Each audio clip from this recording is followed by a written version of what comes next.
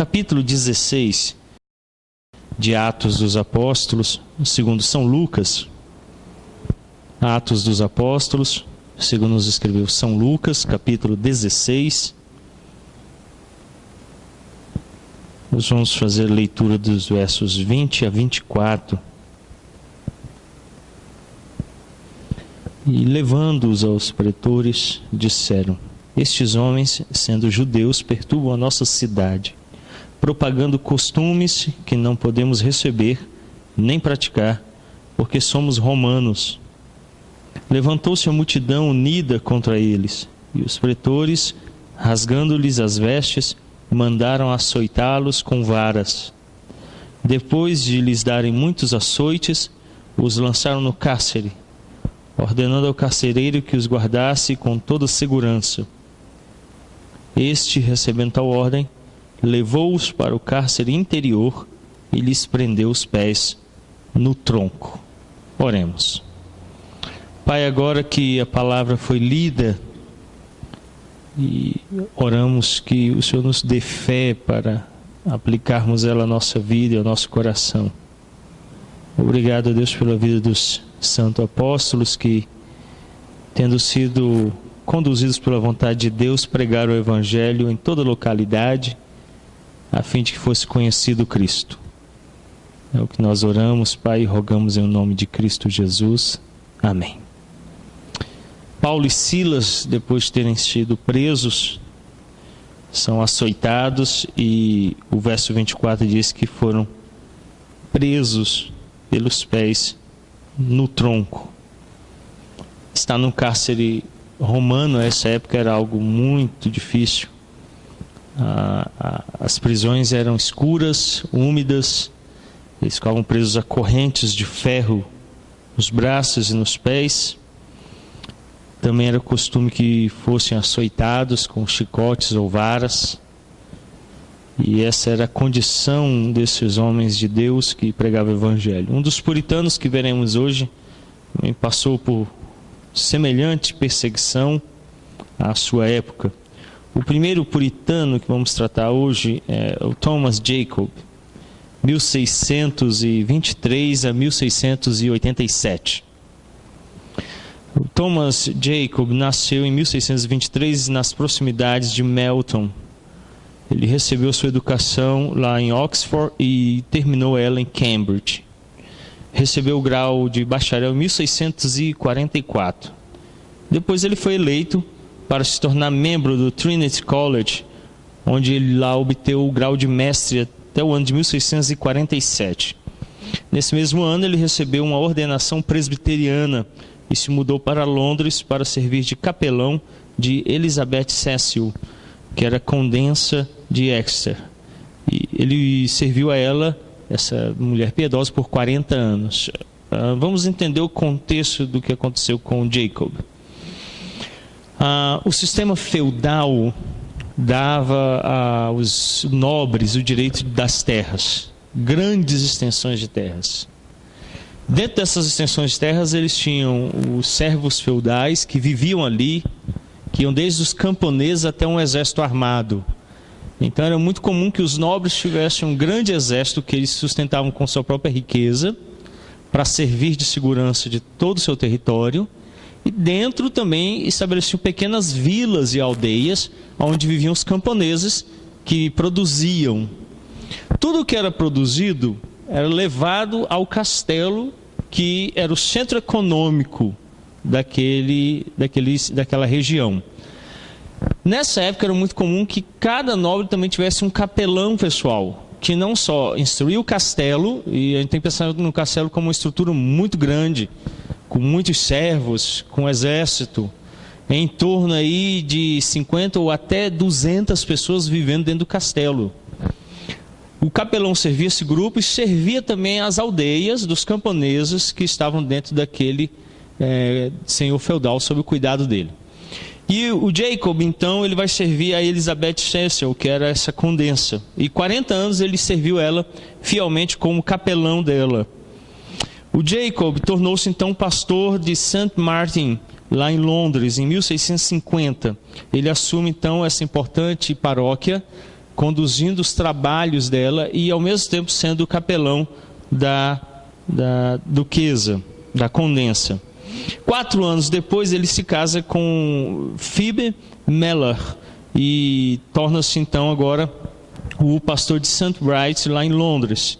No ano de 1659, ele é nomeado como um consultor incumbido de expulsar ministros insuficientes e ignorantes.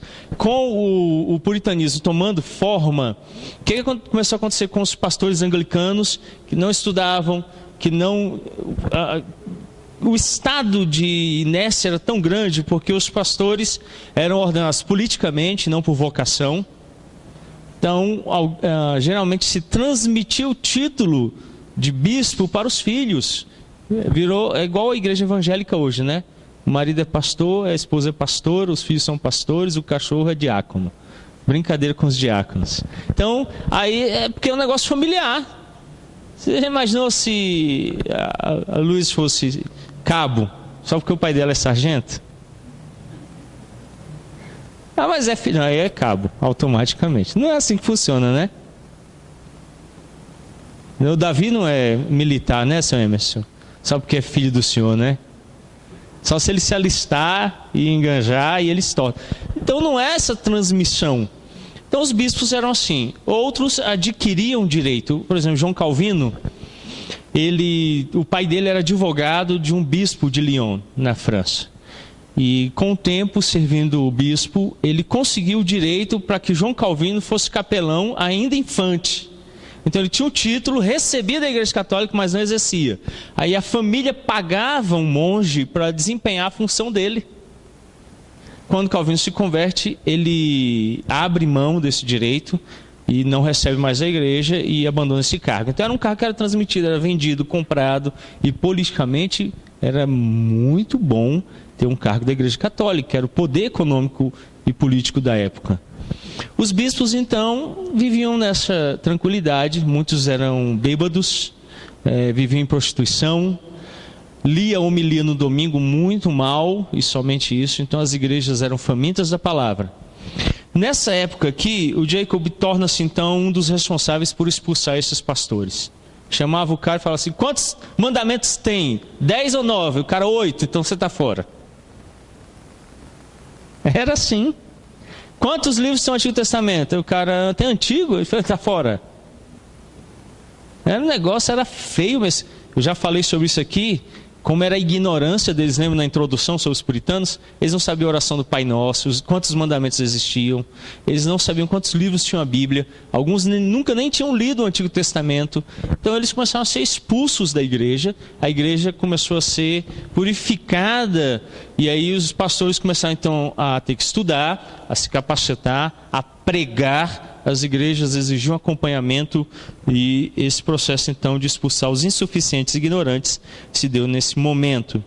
Mais tarde nesse ano, e no início de 1660, ele foi um dos ministros que deram boas-vindas à possibilidade da volta do trono real. O parlamento tinha assumido e tinha acabado com o governo monárquico. Então agora ele é um dos ministros que olha para a possibilidade de um monarca. A igreja não possui uma posição sobre qual sistema de governo é mais propício. Não existe. Se você falar comigo, não tem. Democracia, monarquia. Não tem, a Bíblia não fala. Ele optou por retorno do rei, um sistema de monarquia. Com isso, ele então apoia a volta do reinado e que o rei assumisse o seu trono. Naquele mesmo ano, então, ele recebe um doutorado em teologia na Universidade de Cambridge por um mandato real. E então é designado para revisar o livro de oração comum. O que era o livro de oração comum? Até hoje a igreja anglicana utiliza. É um livro mesmo, onde estão escritas as orações que devem ser lidas no culto e as homilias que devem ser praticadas no culto. Então, ele é dividido pelas reuniões anuais que existem de datas comemorativas, Dia de Todos os Santos, o Advento, Natal, Páscoa. Cada situação dessa é liturgicamente apresentada no livro. Ele traz as orações, os textos para serem lidos, os sermões a serem pregados. Ele é chamado pelo rei para revisar, fazer a revisão. O grande problema é que ele era presbiteriano. E aí já começa então aqui um problema. Visto que era um presbiteriano devoto, levantou muitas objeções ao livro de oração. O livro de oração, por exemplo, diz que quando você vai receber a Eucaristia, a ceia do Senhor, você deve se ajoelhar e o ministro deve dar a boca do comungante. Como presbiteriano, ele diz que não. A ceia era servida a todos sem a necessidade de ajoelhar-se. Porque ajoelhar é sinal de quê? Reverência. Nós não reverenciamos os elementos. Então, os anglicanos têm a teologia de reverenciar os elementos da ceia. O presbiterianismo negou isso e disse, olha, o pão e o vinho não contêm em si nada divino. É só pão e vinho. É a fé do comungante que recebe graça. Então não precisa você se ajoelhar aos elementos. É por isso que quando eu celebro a ceia, eu não ergo os elementos acima da cabeça, porque eles não estão acima de nenhum de nós. É pão e vinho, então ele está ali só como sinal. Então começaram os problemas quando ele foi convidado para revisar. Nesse mesmo ano, ele serviu como membro também na comissão da Conferência de Savoy. Savoy era um castelo, um dos maiores que existia na época, e lá foi escrita a Declaração de Savoy. O que é essa declaração? É um documento de confissão de fé dos congregacionais. Os congregacionais é um grupo que surge agora no período puritano, que hoje ainda existe em vários lugares do mundo, inclusive no Brasil, como igreja, a igreja congregacional. Os congregacionais transformaram a confissão de fé em um outro documento. Acrescentaram artigos. Esses artigos foram ao número de 39 artigos. Eles mudaram o governo eclesiástico. O governo da Confissão de Fé de Westminster é presbiteriano. Os presbíteros dirigem a igreja. Na Declaração de Savoy, ele é congregacional. A congregação dirige a igreja. Também alteraram o que diz respeito à disciplina, da parte de disciplina da igreja, e algumas outras mudanças. Ele participou dessa reunião aqui, na comissão que se reuniu ali. Jacob foi expulso do ministério no ano de 1662 por não conformidade. O ato de conformidade dado pelo rei exigia que todos os pastores aderissem ao anglicanismo. E ele, como presbiteriano, se negou e foi então expulso, deixando de desempenhar as funções tanto na St. Bridge como capelão de Elizabeth Cecil. Ele ainda pregou no dia de São Bartolomeu 2 sermões, o legado para o ministro de Londres em 1662 e depois em 1816 ele, quando retorna, prega um sermão a favor dos não conformistas. Com outros ministros puritanos, ele continuou a pregar em convertículos. Os convertículos eram as reuniões domésticas que aconteciam, escondidas do rei, a fim de continuar mantendo a doutrina pura, a pregação do evangelho, porque eles estavam proibidos de terem igrejas e exercer o pastorado nas igrejas legais. Jacob morreu de câncer em 1687. Sua incomparável biblioteca de mais de 5.000 livros foi vendida por 1.300 libras.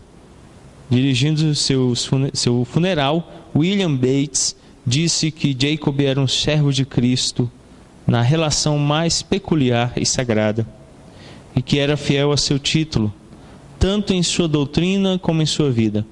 Era um excelente pregador do Evangelho e tinha uma bem-aventurada arte de transmitir verdades salvadoras às mentes e aos corações dos homens. Então, Jacob tinha uma biblioteca de mais de 5.000 livros. Nós pensarmos na época, os livros eles eram feitos manualmente, escritos, muitos deles ainda à mão, poucos eram editados porque a imprensa era nova, um processo muito novo. e alguns eram proibidos por causa da Inquisição Romana feita pelo Concílio de Trento.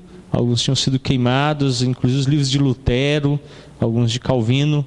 Então, era muito difícil, mas mesmo assim ele tinha uma biblioteca de mais de 5.000 livros, era a biblioteca pessoal dele. E eu fiquei lembrando Felipe Sátiro, o diácono Felipe Sátiro, que a semana passada foi ao gabinete pastoral e começou a contar os livros lá. Aí disse que desistiu, acho que nos 800, né, Felipe? Eu não tenho mais que 2.000. E ele tinha mais de 5.000. Numa época que não é igual hoje, que você pede pela Amazon, não. Não dá, era difícil. Então você vê o empenho, o desejo de crescimento, de instrução. Kevin DeYoung, no livro A Fé que Nos Foi Dada, a União de Mocidade Presbiteriana está estudando esse livro. Ele fala dessa importância dos ministros se capacitarem. Em uma pesquisa feita pelo Tom Schreier, pastor da denominação Batista do Sul nos Estados Unidos, declarou que 89% das pessoas que vão a uma igreja e decidem ficar nela é porque perceberam que o pastor prega fielmente as Escrituras Sagradas e tem firmeza do que crê. Então ele precisa se capacitar, ele precisa ter empenho para apresentar a verdade que ele está pregando. Então às vezes você vê a pessoa pregando, ele começa falando de uma coisa, fala de outra no meio e termina com outra contrária a tudo que ele já disse. Aí você fala, e quem crê? Crê em quê, né? E quando você chama ele não crê em nem dos 3 posições que ele falou, ele crê em outra coisa diferente. Então, está difícil. Então, os puritanos resgataram essa ideia da capacitação pastoral para ensino da igreja, instrução da igreja, e a igreja também se capacitar. Jacob foi um homem de vida exemplar e de grande cultura. Ele foi um dos 8 ministros não conformistas que ajudaram a completar a obra da Bíblia anotada, que foi iniciada por Matthew Poole. Poole, ele lançou uma Bíblia que... o que a Rainha Elizabeth fez? A Rainha Elizabeth, a Maria Sangrenta, ela proibiu que a Bíblia de Genebra fosse publicada na Inglaterra. Os puritanos começaram a trazer essa Bíblia de Genebra. Era uma Bíblia que tinha um texto com a tradução do grego e do hebraico e notas de rodapé explicativas. Ela proíbe, depois o rei King, o rei James, manda lançar a King James, que se tornou a Bíblia oficial do anglicanismo, que era só o texto, sem notas, e aonde a Bíblia falasse sobre rei, ela deveria falar bem. Porque os puritanos estavam falando, olha, o rei tem o direito de governar, mas não de ser um déspota. E o rei entendia que o poder dele era absoluto e soberano, dado por Deus, e que ninguém poderia ir contra. E aí aonde fala sobre isso, se você pegar King James, ela exalta o rei. Foi a tradução que o rei determinou que fosse feita. Os puritanos rejeitaram a King James e começaram a produzir a Bíblia anotada, que Matthew Poole vai escrever. Ele foi um dos 8 pastores que ajudou a fazer esse trabalho. Um outro puritano que nós vamos ver hoje é o James Genoway. James Genoway nasceu em Little, foi o quarto de 9 filhos de um pastor chamado William Genoway, o irmão menor de John, que se tornou ministro puritano. Ele recebeu a sua educação no Christian's College, em Oxford, onde obteve um grau de bacharel no ano de 1659. Depois passou um tempo como preceptor em Windsor. O preceptor é alguém que trabalhava com os novos alunos. Quando chegava um novo aluno na universidade, ele o recebia para si, era uma espécie de mentor.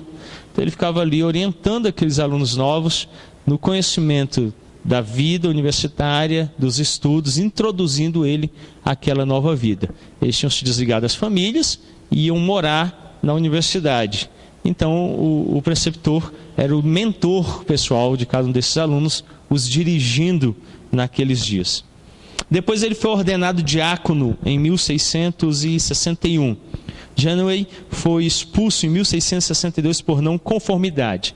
A igreja anglicana usa o mesmo sistema hierárquico que a igreja católica. Os arcebispos bispos, e tem os diáconos que são ordenados para exercer o trabalho litúrgico no culto.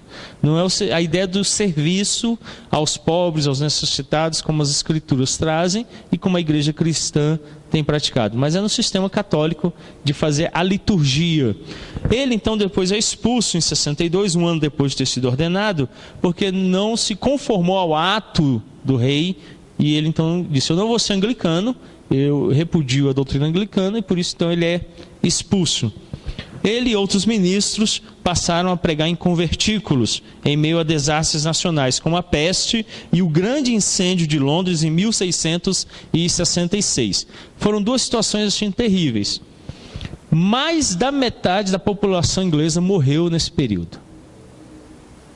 Mais da metade da população. Você já pensa na nossa cidade?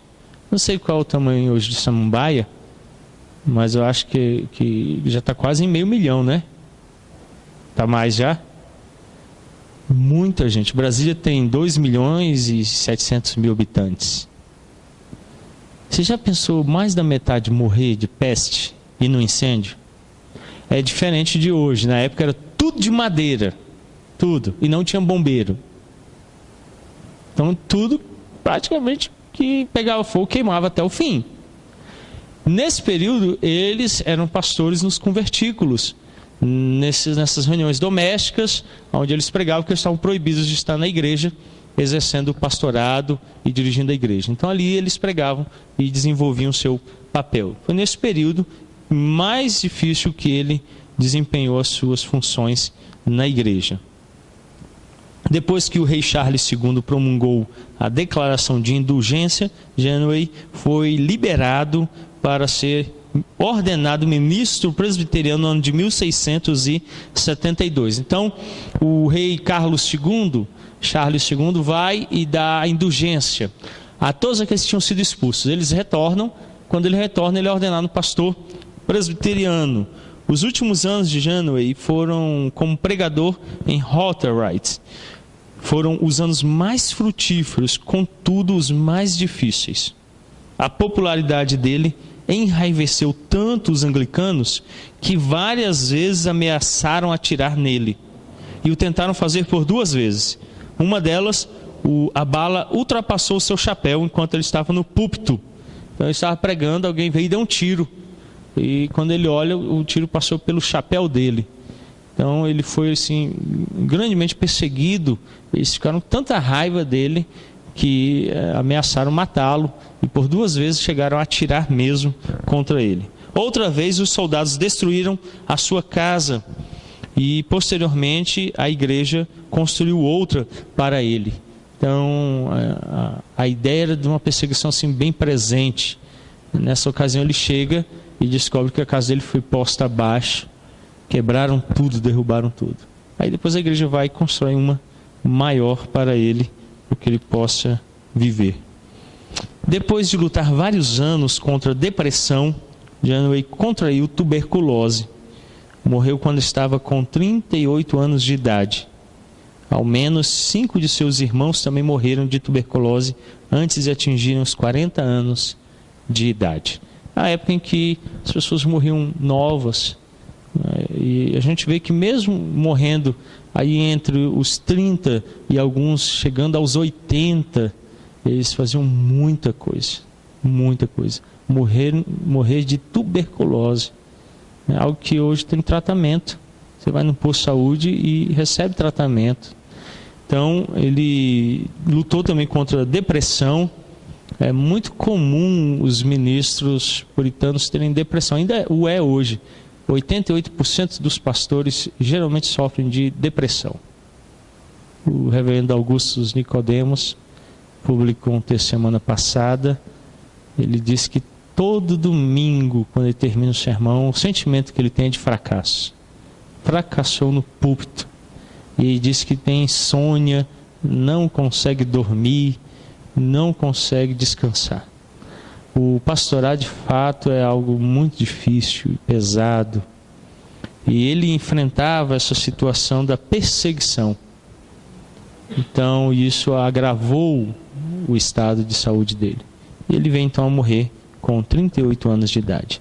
A experiência dele com o sofrimento, a perseguição e a morte, refletiu-se em grande parte em sua obra. Então ele escreveu um livro, O Serviço Diligente do Cristão, 140 páginas. Esse tratado sobre 2 Pedro 1,11, publicado pela primeira vez em 1674, é uma admoestação aos pecadores a se reformarem e uma exortação à zelosa conscientização nos convertidos, na realização dos seus deveres, no exame introspectivo minucioso e na meditação nos atos providenciais de Deus.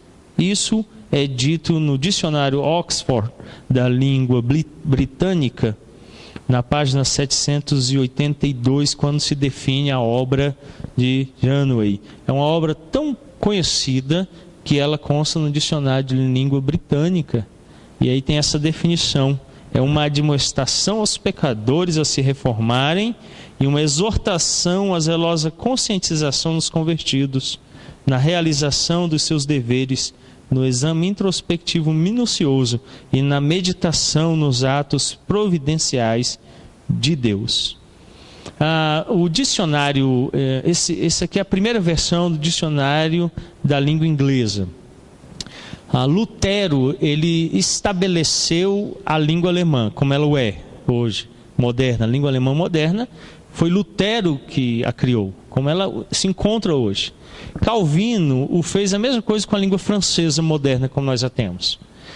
E os puritanos ajudaram a desenvolver muito o que diz respeito à língua inglesa. Muito. Até hoje, os principais livros são lidos nas universidades norte-americanas. Dentre eles, dos 5 que são exigidos nos cursos lá, um deles é escrito de um puritano, Jonathan Edwards. Então, eles influenciaram muito a literatura, a escrita. E nos dicionários, esse é o primeiro dicionário da língua britânica, nele havia muitas declarações de questões ligadas à fé. Muitas. Então, se você tiver a oportunidade, a casa Thomas Jefferson, aqui na Asa Sul, na biblioteca tem um exemplar, claro que ele é moderno, mas que reproduz o primeiro dicionário de 1700. Ele traz esses termos, e dentro dessas definições está essa. Você via como a igreja influenciava a cultura, influenciava a nação, tudo. Hoje, a semana, eu fiquei assim, triste de ver que os norte-americanos estavam se dobrando diante do Papa. E a confissão de fé diz que é um anticristo, porque é contrário a Cristo. E, além disso, ele ainda falou tanta bobeira. Apoiou o marxismo cultural. Diz que o Antigo Testamento tem falhas, que Cristo errou. Tanta coisa. E os norte-americanos, que é uma nação cristã, se dobrando diante do Papa. E muita coisa tem se perdido, tem sido deixada, tem sido esquecida. E a língua tem ficado empobrecida por causa disso. E alguns termos que tinham significado vão se perdendo e vai ganhando um significado distinto daquele que os primeiros pais puritanos tinham e influenciaram tanta nação. O livro exorta vigorosamente os crentes a não se afadigarem na busca do que é bom, mas sim a serem diligentes no serviço de Cristo. O que o Janeway faz é não que ele proíba, porque Abraão, por exemplo, foi abençoado por Deus de tal maneira que era muito rico. Se você ler a descrição, ele era muito rico. Salomão foi muito rico. Não é que a busca de bens seja errada ou tê-los. Pelo contrário, João Calvino declara que aqueles que Deus o fez ricos, ele o fez para o auxílio dos pobres. Então, se você tem possibilidade de ficar rico, fique rico. Lembre de mim. Ele não condena, mas ele diz que não deve ser o fato para o qual vivemos. nós vivemos para Cristo. Essa é a exortação que ele faz. Viver para Cristo. E eu vejo às vezes um pai falando assim: menino, estuda, porque você tem que ser alguma coisa na vida. Quando ele fala isso, tem que ser alguma coisa na vida, o que ele está falando? Tem que ser um cara lá do Senado, ganha 30 mil reais por mês, trabalha 6 horas, né? É isso. Mas é isso que vai fazer você alguma coisa? O que é que vai marcar você, deixar um legado significativo? Ser um servo de Deus. Se for ser funcionário do Senado, um bom funcionário. Bom funcionário. Então essa é a perspectiva. É por isso que na definição que traz o dicionário, diz que é uma admoestação aos pecadores a se reformarem. Sem reforma, e para nós hoje, o termo reforma só diz respeito a um apartamento. Apartamento reformado, isso é novinho, né? Não é isso que eles pensavam. Na época que eles falavam de reforma, eles estavam falando dessa mudança interior de perspectiva da vida. Os reformadores, todos eles experimentaram isso. Tomemos, por exemplo, Lutero, que teve uma mudança tão grande. Lutero, quando ordenado, na primeira ocasião em que ele teve que celebrar a ceia, ele se pôs em fuga. Ele tinha medo das coisas religiosas. Ele tinha medo da religião. Tinha lutas interiores terríveis. Quando ele conheceu o Evangelho, nas Escrituras, creu no Senhor Jesus Cristo, ele se transformou em um outro homem que foi à porta da catedral e fixou as teses para entrar. Era uma convocação pública de debate isso. Não é igual o Facebook hoje que você vai lá e... Não, ele tinha que responder. Ele estava literalmente indo lá e falando assim: pode me chamar onde vocês quiserem, que eu vou lá responder. Foi o que ele fez. E tanto que ele, depois de um tempo, teve que ser protegido, porque queriam matá-lo. Se a Igreja Católica pegasse ele, mataria ele. Então ele foi, defendeu, expôs, lutou, pregou, transformou a igreja. A mesma coisa fez Calvino, Knox e tantos outros que vieram. A reforma era essa mudança de postura. Quando Calvino passa por Genebra, e ele é instado a permanecer, e Farel declara que a mão de Deus vai cair de tal forma sobre ele que ele estava amaldiçoado, e ele diz assim: olha, o que eu quero é ficar com meus livros estudando. E Farel então diz assim: olha, você não vai ter um minuto de sossego na sua vida, se você sair daqui, eu te amaldiçoo em nome do Senhor. E Calvino ficou com tanto medo disso, que se transformou no reformador, que transformou o mundo como nós o conhecemos hoje, criando inclusive muito daquilo que nós chamamos de mundo ocidental. A reforma era essa transformação e uma exortação à zelosa conscientização nos convertidos, na realização dos seus deveres, no exame introspectivo minucioso e na meditação dos atos providenciais de Deus. Como nós abandonamos a estrutura de catedral, eu estou falando de estrutura física, o que a catedral faz? O teto muito elevado, os arcos, fazem com que ela se torne um lugar de sombras, penumbra, silêncio e quietude. E isso conduziu os crentes à meditação, que é a ideia apresentada aqui do exame introspectivo minucioso. Como é que é hoje na igreja? Um monte de gente conversando, né? Você vê a roupa da fulana, o batom da ciclana, você viu o jogo hoje e tal, ó, o seu carro está ali, o carro bi, aquela barulheira e tal, até que o pastor aí senta todo mundo e continua o culto. Na ideia da catedral era de se achegar e de se aquietar. Por isso que ela invoca muito do celestial. A distância do teto, que algumas vezes é exagerada mesmo, é para dizer: olha o quão longe Deus está. Então ela traz essa ideia da quietude, da introspecção, do autoexame. Nós perdemos isso, principalmente no Império, quando o imperador proibiu que os protestantes tivessem templos e se reuniam em casas. As nossas igrejas adquiriram cara de casa. Parece uma casa. Alguns você passar uma casa ali, não é igreja. E ela deixou de ter todo esse papel. A igreja reformada da Holanda, quando construiu o templo, tinha um cuidado de fazer a parte do púlpito sempre para o nascente do sol. Porque quando a mesa do Senhor era posta no domingo de manhã, o vitral que ficava no fundo do púlpito incidia o sol sobre a mesa, dizendo que o alto, o celeste, o sublime está presente na mesa. Então era um sinal muito forte. Nós abrimos mão de todos os símbolos, todos os sinais, nos tornamos, agora me foge a expressão, em vez de ser introspectivo, nós somos, eu não vou lembrar, mas nós somos voltados para fora. Você já percebeu isso? Eu não me importo quem o Fernando é, mas quando eu o cumprimento a primeira vez, você trabalha de quê? Porque para mim importa o exterior dele, não o que ele é por dentro. Não quero me aprofundar na conversa com ele, ficar ouvindo ele. Ah, Sabrine não voltou, eu estou viajando. Não, cara, você trabalha onde mesmo? Você ganha quanto? Nós somos assim. E olha a marca da roupa. O terno que o Elias está usando custa R$ 9.959.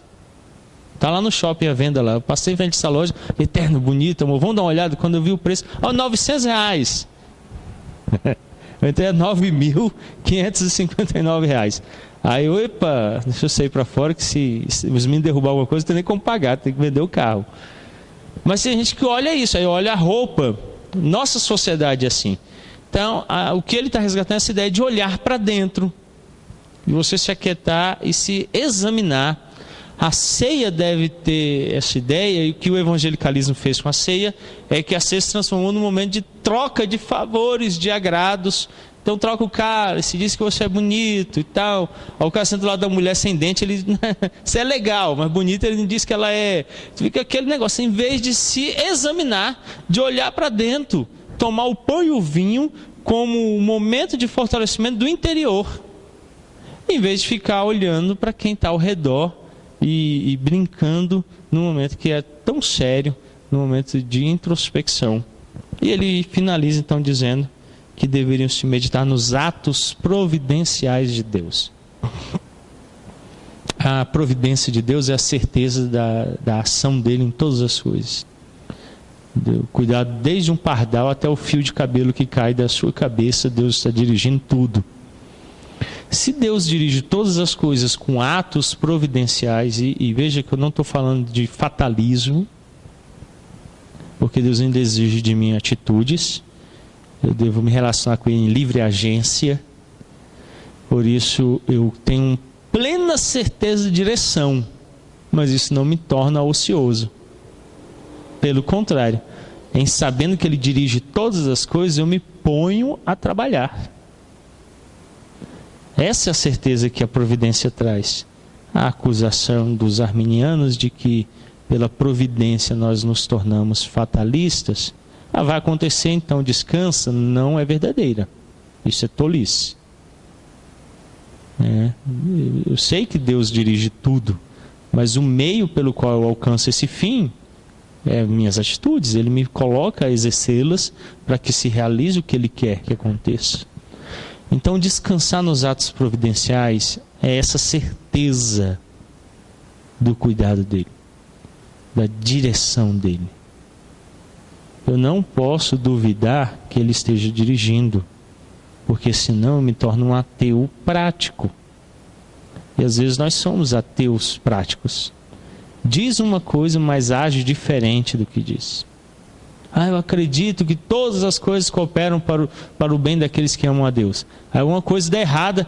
Onde está Deus? Espera aí, você não tinha dito que concorda que tudo que vier é Ele que está fazendo para o seu bem? Agora você tem que falar diferente, né? Olha, tá árduo, tá duro, tá difícil, me ajuda, fortalece, dirige, me dá entendimento.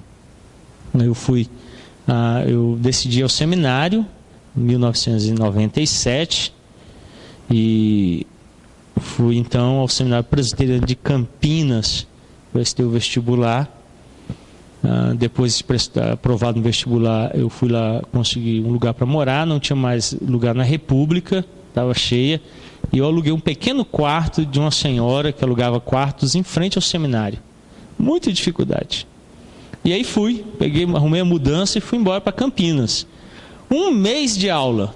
Tinha 32 dias que eu estava lá, o telefone toca, o presbitério fala, volta para Brasília, porque daqui a um ano vai abrir o curso em Brasília, e você faz aqui, que é mais barato para a gente. Ah, mas quem veio sentar na minha frente no ônibus sofreu demais, que eu vim chutando a cadeira, brigando. Quando chegar lá, eu vou falar uma coisa para aqueles pastores, eles vão ver, a igreja precisando de pastor, eu vou ficar um ano parado, eles vão ouvir tanta coisa e tal. Aí cheguei no sábado à noite, aí domingo de manhã eu fui para a igreja, quem sentou do meu lado? A Elaine. E aí deu tudo certo, nós casamos. Então Deus me trouxe de volta para casar, só que eu não sabia e vim brigando. O nosso problema é esse, não é esse? A gente não sabe as coisas. O reverendo Roberto Brasileiro, presidente do Supremo Concílio, ele é bem fortinho. Bem mesmo. Desse tamanho aqui. Aí ele tem medo de voar de avião. Aí ele precisava fazer uma viagem, ele pediu o filho mais velho dele que comprasse. O filho mais velho dele é deputado federal. Agora me foge o nome dele. Me esqueci. Pediu que o filho comprasse passagem para ele de ônibus. E ele falou, filho, compra para mim a poltrona 0102, que é aquela ali na frente, do lado do motorista, e tem um espaço enorme assim, então você fica tranquilo. Aí o filho dele foi e conseguiu comprar. Pai, tá aí, eu mandei as passagens pro seu e-mail, tá tudo ok, já comprei lá na empresa tal dia, tal hora. Ele chegou no ônibus, entrou. Quando ele entrou no ônibus, tinha uma senhora com a criança no colo, sentada no lugar dele. Ele olhou a passagem, olhou o lugar. Senhora, eu tô sentado aí. Ela olhou, moço, meu lugar, aquele último lá, em frente ao banheiro, mas tá fedendo tanto, estou passando mal, não estou bem, o senhor pode trocar? Tá bom, trocou, foi para lá, sentou lá. Acho que ele estava lá sentado, chegou um rapaz, olhou e falou, o senhor está sentado? Estou sentado aqui. É porque eu não estou bem do estômago, estou ruim, eu queria sentar perto do banheiro. Você troca comigo? Onde você? Eu estou lá no meio do ônibus. Tá bom, trocou no meio do ônibus. O ônibus partiu e no meio do trajeto sofreu um acidente. Todo mundo que estava nos 5 primeiros lugares e nos 5 últimos foi atingido no acidente. Mas quem estava sentado ao meio do ônibus foi preservado. Talvez a gente fique pensando que é tolice trocar de lugar para ficar no fedor lá do banheiro, dar o lugar mais espaçoso para outra pessoa com a criança. Pelo ato providencial de Deus, Ele dirige todas as coisas para o bem daqueles que Ele ama. É esse o convite que Janeway faz no livro dele. A confiarmos na providência de Deus e glorificá-lo por tudo que Ele faz, no devido lugar, na hora certa, do jeito certinho. Porque se eu não tivesse voltado, estava até hoje solteiro, feio do jeito que eu sou. Tinha casado não, Moisés, estava até hoje aí, solteirão aqui, imaginou? Mas Deus me trouxe a Brasília de novo. Na verdade, trouxe a Lusiânia, que é o único lugar onde me aceitou também, para eu poder ir trabalhar como evangelista. E lá eu conheci aquela que se tornou minha esposa, a mãe dos meus 2 filhos. Então, Deus dirige tudo, Deus guarda, Deus move a gente nos lugares para que a gente seja preservado. E alguns a gente nem vê. O Dietrich Bonhoeffer, teólogo alemão, lutou contra os nazistas. Ele saiu uma vez da fazenda onde eles moravam, foi à cidade, e na volta, quando estava vindo o cavalo, decidiu cortar atalho. Então ele pulou uma vala, pulou uma cerca. Quando ele pulou uma cerca, o cavalo caiu.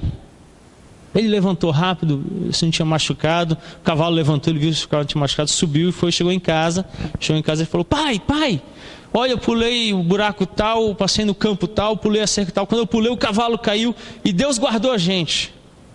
O pai dele olhou e falou assim, mas que notícia tem aí? Nenhuma. Eu usei o mesmo cavalo, passei pelo mesmo caminho, pulei a mesma vala, a mesma cerca e não caí, cheguei em casa, Deus guardou do mesmo jeito. A gente acha, às vezes, que só guarda quando acontece o acidente. E quando Ele guarda e a gente nem vê. de forma velada, não está visível aos nossos olhos. Quantos livramentos ocorrem, a gente nem percebe. Isso é o ato providencial de Deus dirigindo, cuidando, guardando. E o convite que o Genway faz é que observemos esses atos, louvando a Deus por isso e confiando nele por cada um desses atos. Amém? Alguma pergunta ou alguma colocação sobre o que nós vimos?